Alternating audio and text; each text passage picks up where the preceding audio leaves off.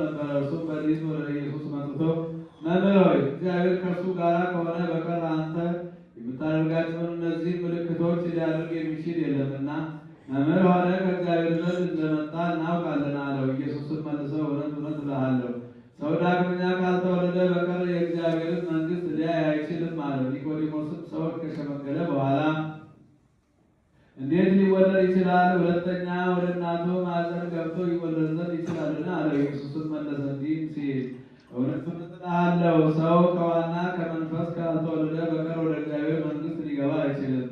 ከሥጋ የተወለደ ሥጋ ነው፣ ከመንፈስም የተወለደ መንፈስ ነው። ዳግመኛ ልትወለዱ ያስፈልጋቸዋል ስላልክ አታድርግ። ነፋስ ወደሚወደው ይነፍሳል፣ ድምፁንም ትሰማለህ፣ ነገር ግን ከወዴት እንደመጣ ወዴትም እንዲሄድ አታውቅም።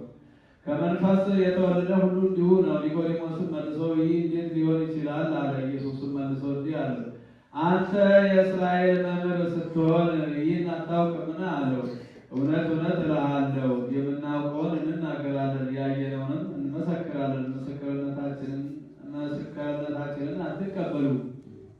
ስለዚህ ስለ ምድራዊ ነገር በነገርኳችሁ ጊዜ ካላመናችሁ ስለ ሰማያዊ ነገር በነገራችሁ እንዴት ታምናላችሁ? ከሰማይ ከወረደው